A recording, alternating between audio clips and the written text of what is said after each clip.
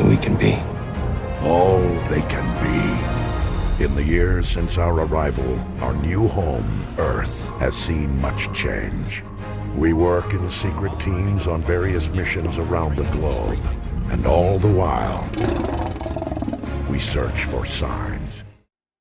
Siema, z strony Optimus i dzisiaj porozmawiamy sobie o projekcie Skoczka na 3552. Powiem wam, że długo się zbierałem do tego filmu. Długo się zbierałem do tego, żeby w ogóle to nagrać, żeby w ogóle to zrobić. Powiem wam szczerze, że różnych rzeczy się tutaj nasłuchałem od wielu graczy, różnych informacji. Dużo z was mi dawało swoje opinie.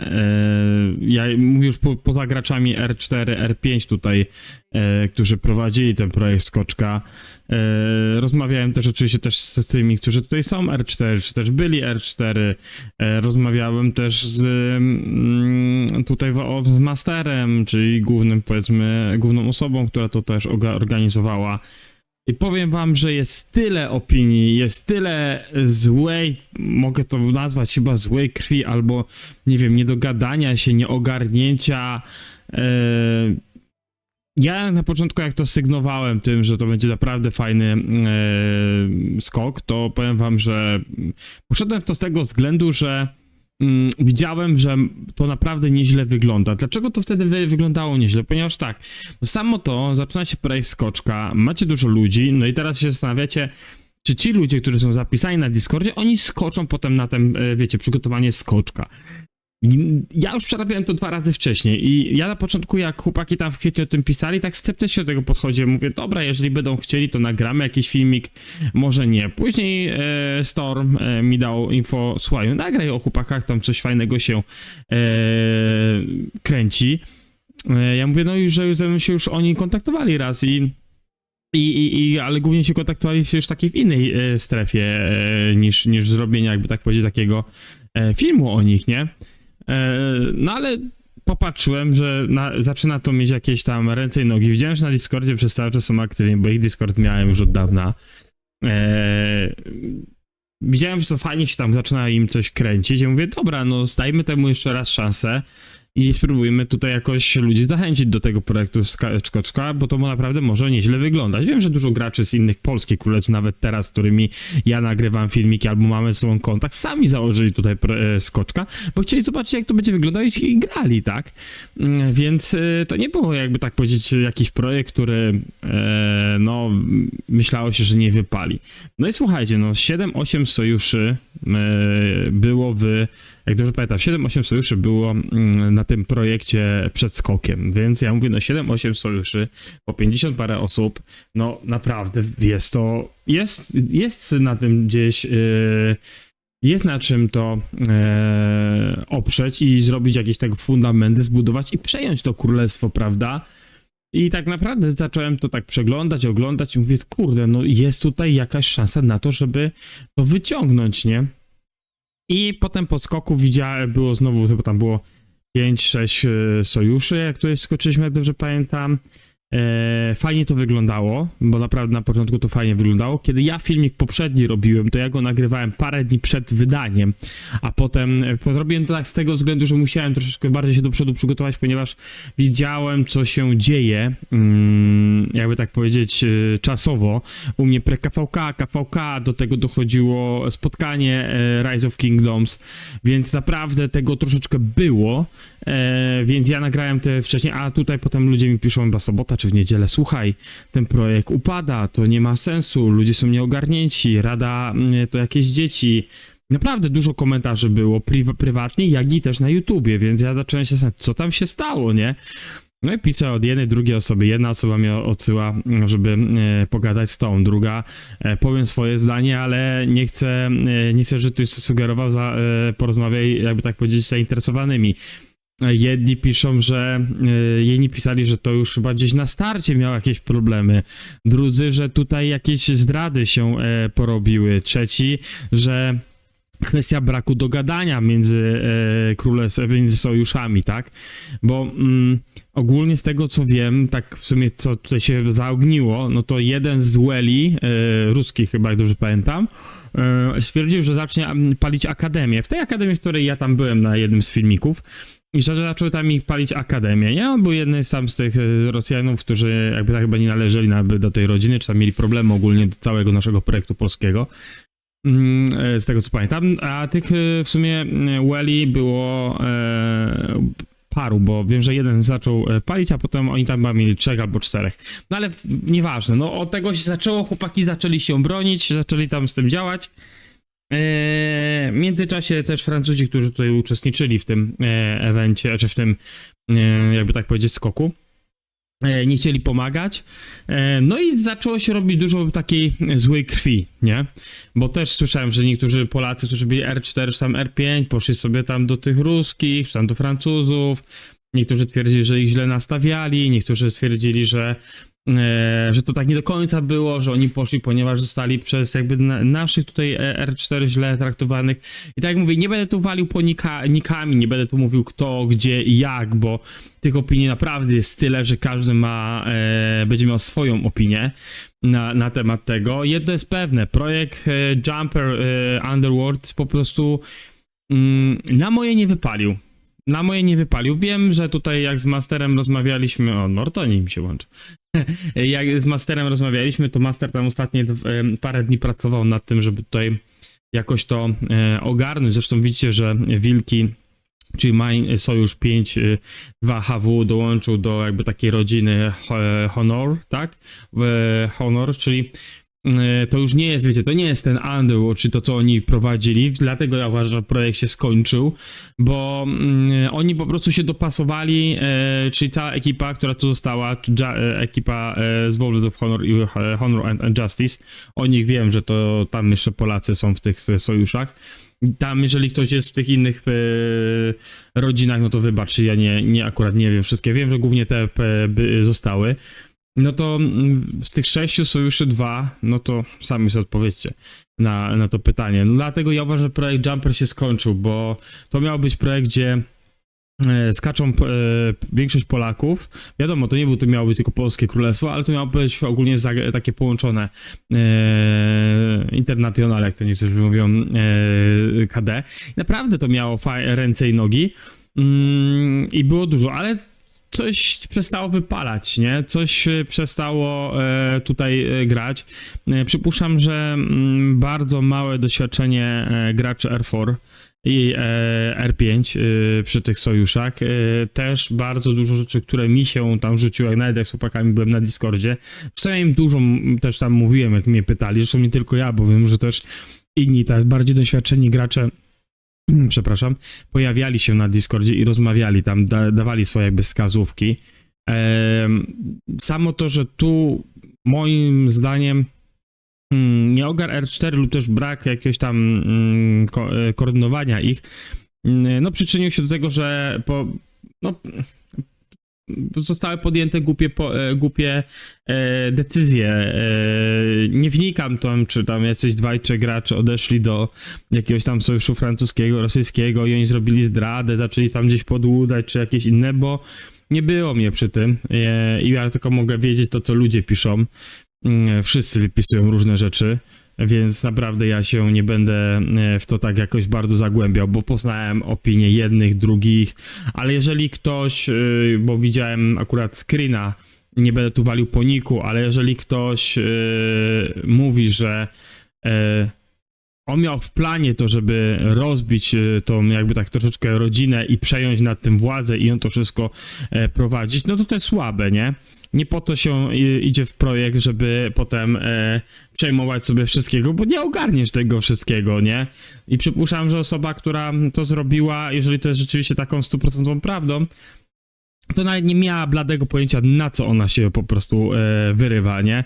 Albo po prostu zrobiła to z głupoty, albo po prostu swojej niewiedzy, jak to tam wszystko wygląda ogólnie w przygotowaniu królestwa do Kiwiki 1, co dopiero do przejęciu czy KV Królestwa.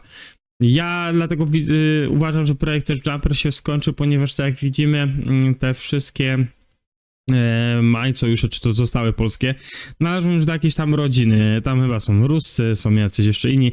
Ponoć mają tutaj migrować Turcy z jakiegoś KD.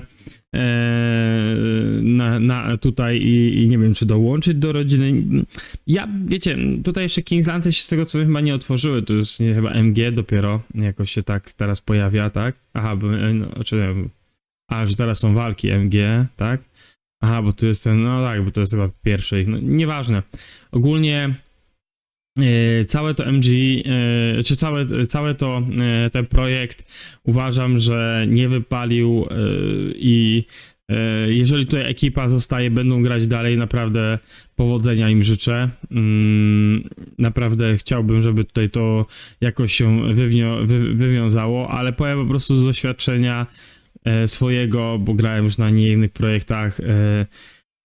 Wszystko się rozstrzygnie w Kingslandach. Przepraszam, no, wiecie o co mi chodzi. Tam, gdzie przejmujemy Lost Temple, więc tam wszystko się w strefie trzeciej rozstrzygnie. Kto to przejmuje, kto będzie królem, jak ta rodzina będzie wyglądać, ile będzie sojuszy, bo teraz ustalanie niektórych rzeczy to przypuszczam, że jest troszeczkę na pokaz moim zdaniem, z tego co tam rozmawiałem z Masterem. Dla mnie to wszystko jakby stworzenie tej całej rodziny na tą chwilę to jest tylko po to, żeby po prostu ograniczyć jak najbardziej problemów do strefy trzeciej, a w strefie trzeciej wiadomo, że tam gdzie są najsilniejsi, najbardziej ogarnięci, oni to przejmą i nie będą trzymać sobie to KD. Tu można zobaczyć, że ta rodzinka niby się jakoś tutaj rozwinęła bardziej, ale no nie oszukujmy się, tu jest bardzo dużo, na to wygląda, że właśnie Ruski, którzy to chyba zaczynają przejmować i to trzymać.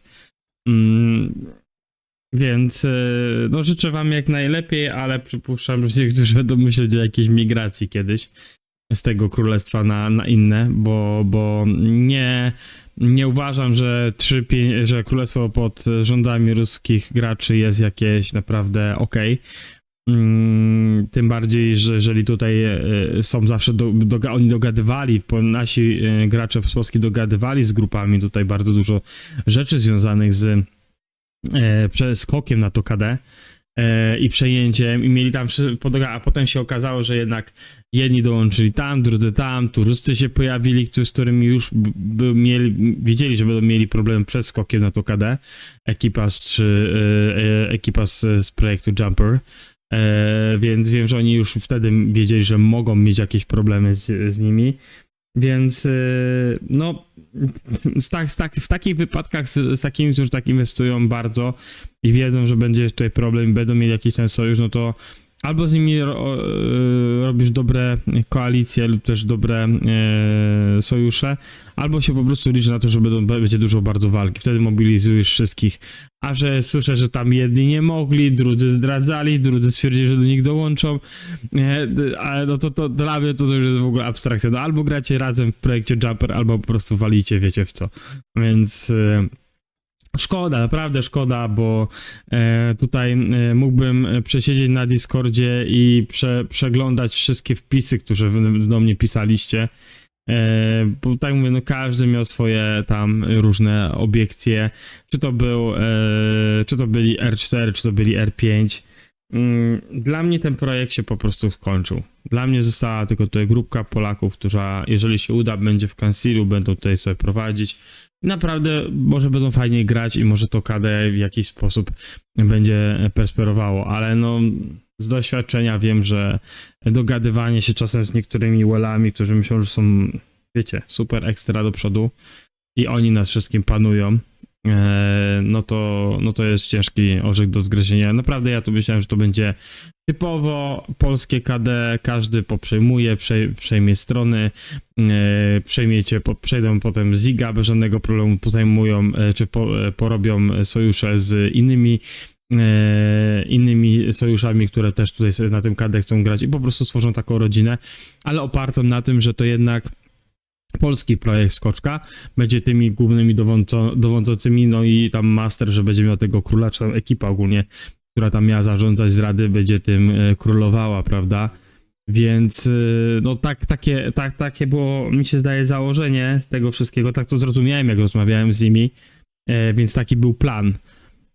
Więc jeżeli ktoś z was tutaj zainwestował jakieś pieniądze i czy też no zaczął grać, bo zobaczył, że fajnie to wygląda i ja to, że to też sygnuję, a to jednak wam nie wypaliło, to ja was przepraszam, bo no uważałem, że to jest w ostatnim czasie naprawdę bardzo dobry projekt. Naprawdę, ja tak uważałem, ale po prostu brak ogarnięcia, brak doświadczenia i też może osoby, które były na R4, które w ogóle widać, że troszeczkę dopiero się uczą albo nie umieją jeszcze tak dobrze zarządzać graczami. Spowodowały to, co spowodowały i naprawdę mi przykro z tego, że ludzie tutaj niektórzy zaczęli grać, ponieważ zobaczyli, że ja ich sygnuję, a okazuje się, że wyszło to, co wyszło. Ponieważ ten projekt bardzo mi przypominał 3090, które stworzyliśmy, który ten projekt tam był robiony i naprawdę ja myślałem, że to będzie na podobna półka, nie? Tylko jedna rzecz, która jej brakowało, nie? Jedna rzecz, ale myślałem, że aktywnością właśnie Polacy, bo wiem, że Polacy potrafią być mega aktywni, aktywnością zawsze nadrabiało się to. Tu niestety zabrakło tych 3, 4, może no 3, 4, 5 krakenów, którzy naprawdę tutaj od początku przyciskają na pieniądz i są taką przeważającą ekipą, prawda? Wiem, że tam jakiś jeden kraken tutaj nie skoczył ponoć od nas, no ale to nieważne, no samo to, te początki są najważniejsze, bo wtedy ustalasz sobie strefy i też tacy ludzie muszą być przygotowani na dużo walk, że oni też będą taką siłą napędową takiego projektu i oni będą to ciągnąć. No my na 3.0.10 mieliśmy tyle szczęścia, że mieliśmy nie to, że 4-5 swoich krakenów, to jeszcze 2 się pojawiło, tak wiecie, pstryknięciem palców pojawili się, bo też inwestowali, dołączyli z nami i cisnęli z nami i naprawdę fajna ekipa się zrobiła. A chociaż też mieliśmy problemy w strefie 4. Tutaj na tej mapie będzie ciężko pokazać. A nie, akurat jestem chyba w tej strefie. Tutaj ta strefa cała, to my tutaj na początku, gdy przejmowaliśmy całe EKD, to my tutaj walczyliśmy dużo. U góry pamiętam wtedy tutaj w tej strefie było polski sojusz, polskie w sumie 2 sojusze, bo tam 3, bo tam były 2 akademie i Main sojusz. Tutaj było właśnie ten nasz główny sojusz na 3.0.90. A tutaj właśnie byli Wietnamcy, z którymi wojowaliśmy. Nawet pamiętam z rogu, stąd gdzieś, gdzie była ekipa od tych Amerykańców, od Teni, to oni tu stawiali forta, byleby się dostać tutaj, żeby ich i my to naprawdę szybko ukracali. My to szybko ukróciliśmy, temat strefy 4 tej został jakby tak wykończony, wyzerowany i Wietnamcy migrowali, pamiętam na 3.092 chyba jakoś tak, tam uciekali. No ale ogólnie też przejmowaliśmy każdą stref, nie? 3.0.80 też bardzo dobry projekt im wyszedł i też widzicie, że tam się to hula od początku. Też mają dalej tam zachowane te 2 gwiazdy, rozwijają sobie to i naprawdę też bardzo fajnie tam to persperuje, a też mieli projekt Skoczka. Więc no da się, tylko trzeba albo doświadczeń, albo też tych takich, wiecie, graczy, którzy rzeczywiście wejdą, zainwestują, pyk, oni są w tym sojuszu, gracze inni też widzą, o, tu są te wele, tam na pewno będą jakieś złote skrzynki, ja tam idę, to ja nawet nie idę do tych ruskich, którzy mi mówią, że oni przejmą kadetkę, ja idę do tych, wiecie, tych lepszych, nie? No i to chyba mi się zdaje, że tu gdzieś zabrakło tego co miały inne KD, które organizowały projekt skoczków. W sumie od 3.0.90 chyba nie było takiego projektu skoczka, który by tak wypalił na taką dużą skalę. Zdaję sobie sprawę, że są królestwa 3.2.89, 3.2.99, ale też wiem, że tam są takie królestwa, gdzie oni też są w niższym seedzie, bo 3.0.90 było od początku w seedzie, powiedzmy w seedzie A. Wiem, że tam bardziej się opierali też bardziej na zagranicznych graczach na 3.2.89 i na 3.2.99. U nas to tak było powiedzmy w tamtym okresie na 3.0.10, 50/50, bo Polaków mieliśmy naprawdę dużo. I naprawdę ten projekt był niezły. Zresztą Snow, jak nagrywał też filmik z tamtego okresu z KVK1 i z KVK2, to naprawdę no miał co nagrywać, bo mieliśmy co robić tam i było widać, że tych Polaków jest naprawdę dużo. Więc no, co tu dużo mówić, no ja projekt Jumper, jeżeli chodzi o nagrywanie tutaj z tego niestety zakończyłem, niestety to są 3 czy 4 odcinki, miałem nadzieję, że tego będzie dużo więcej, bo ja to naprawdę, ja w tym momencie powiem wam, że Ja tutaj, wiecie, robiłem tylko to konto po to, żeby tam coś pograć, coś porobić. Nie zainwestowałem żadnych praktycznie pieniędzy, bo 3 zł to jest 3 zł zainwestować, żeby odblokować seminę. Nie zainwestowałem jakichś pieniędzy, grałem na tyle, ile mogłem i grałem totalnie free to play. Zresztą od chyba ponad tygodnia się tu nie logowałem, po tym co się dowiedziałem, co tam się dzieje, to mi się odechciało nawet coś tam, cokolwiek tworzyć, ponieważ stwierdziłem, że to nie ma sensu, ten projekt po prostu nagle się wypalił i wystrzelił w kosmos przez nieogar graczy. Zresztą Master, tak jak rozmawialiśmy, sam powiedział, że no zaufał złym osobom i też te E4 nie spełniły wymogów. Ja uważam, że jest dużo w tym prawdy, bo powiem szczerze, że jak nieraz wchodziłem na Discorda i nie obraźcie się, jeżeli ktoś tam był i to pamięta, ale dla mnie, kiedy jeszcze nie skoczyłeś na królestwo, jeszcze nawet nie wiesz, jak to KD będzie wyglądać, nie wiesz, czy będziesz miał to królestwa, to oni zamiast się skupić na tych mankamentach dotyczących KVK, znaczy, przepraszam, nie KVK, tylko KD, czyli królestwa, jak wszystko ogarnąć, flagi i tak dalej, żeby jak najlepiej być przygotowanym, jeżeli już przejmiemy to KD, albo po prostu jak będziemy przejmować KD, jak najlepiej to rozglądać, to oni już zaczęli myśleć o timeline'ach z KVK1, już o mapach KVK1, już o czasie, jeżeli chodzi o eventy, jak rozplanować 20 złotygłówek, MGE, no naprawdę takich było dużo. Ja nie mówię, że to byli, wiecie, wszyscy R4, R5 albo coś, ale dużo ludzi na Discordzie było i dużo ludzi o tym zaczęło mówić tak otwarcie, że to jest ważne i tak. Ja byłem w szoku, nie? Bo dla mnie coś takiego, grając już trochę w tą grę, przygotowanie się pod KVK, gdzie jeszcze nie jesteś w królestwie i nie masz tego królestwa, to jest takie zgubne, nie? I myślenie o rzeczach, które są naprawdę w tym momencie mało ważne, no to było średnie, nie?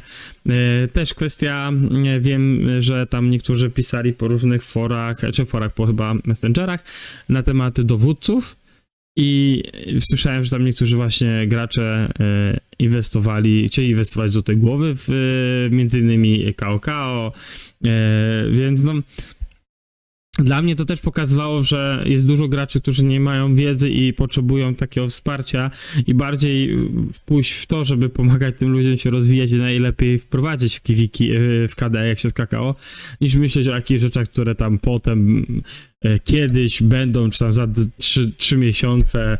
No ja tego nie mogłem zrozumieć, a po prostu może jestem z innej szkoły. Ja ogólnie też jak zacząłem grać na różnych królestwach innych, to zauważyłem, że technologia, powiedzmy, pracy i technologia jakby tak przygotowania się do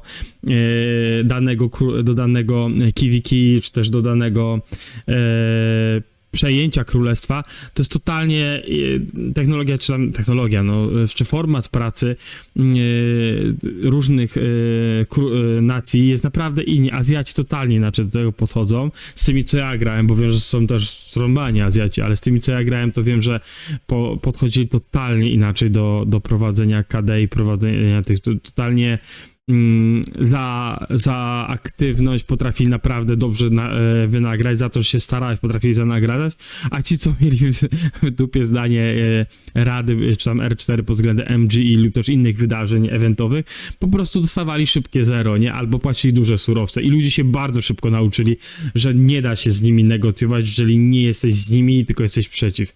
Tu widzę od jakiegoś czasu, że to wszystko jest traktowanie po macoszemu.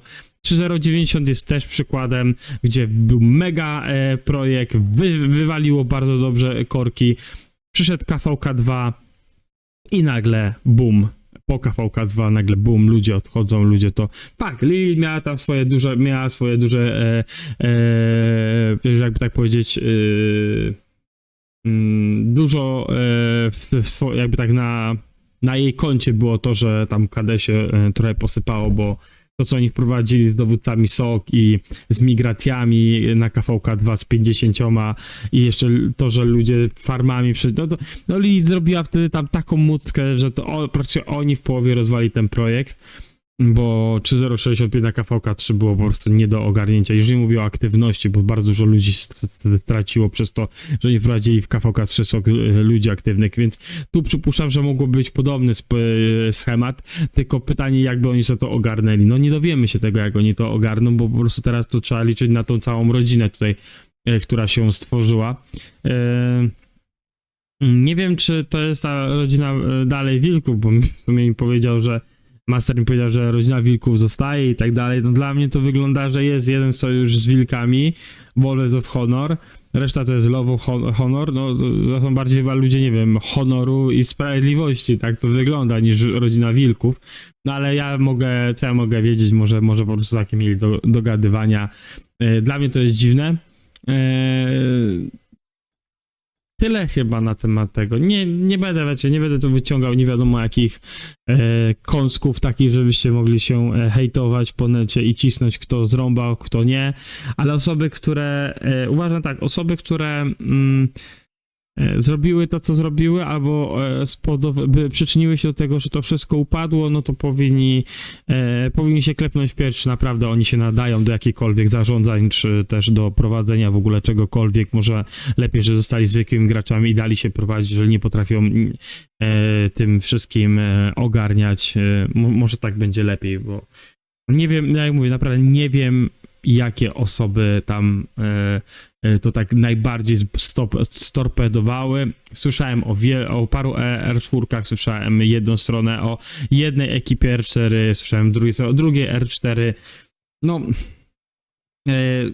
No naprawdę ciężko mi się do tego odejść, nie będę, naprawdę, bo mógłbym tutaj każdego opinię wam czytać i walić nikami, żeby być hejt, ale to nie jest, moim zdaniem to nie ma totalnie sensu, po prostu projekt Jumper upadł i tego się trzymajmy, ten projekt przeze mnie na pewno nie będzie kontynuowany, bo już nie mówię o tym, że ja się tam nie loguję, ale na pewno będzie kontynuowany pod względem filmów, jeżeli w przyszłości tutaj coś wyjdzie i naprawdę uda się im to przejąć tak jak planują, z tego co wiem tam jak z Masterem planują to tak jakoś ogarnąć i być w tych razie, że królami to naprawdę wypali, to wtedy pogadamy o tym wszystkim. Na tą chwilę nie chcę w ogóle tutaj się zagłębiać w nic, bo no trochę się zraziłem, no zresztą wy też jako moi widzowie i też pisaliście mi o tym, że słuchaj, to jest jednak inaczej, tam się dzieje źle, więc no szkoda, naprawdę szkoda, że tak wszystko powypalało. Dla mnie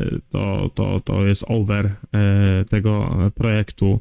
Niech chłopaki sobie tutaj działają, ile reszta ekipy niech się rozwija, tak, zainwestowała pieniądze, bo mi jest w sumie, powiem wam szczerze, już nie jest żal jakby tego, że nie będziemy robić tego kontentu, to mi jest żal, wiecie czego? Tego, że ludzie, którzy tu zainwestowali swoje pieniądze, czas, no w tym momencie albo już nie grają, bo się stało to, co się stało przez nieogarnięcie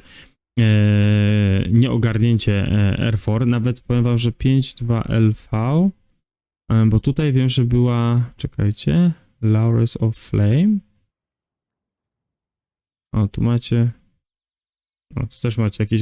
No to z tego co ja pamiętam, właśnie to też było jakieś, jakby tak powiedzieć, chyba francuskie wtedy. No, to są akurat chyba te francuziki.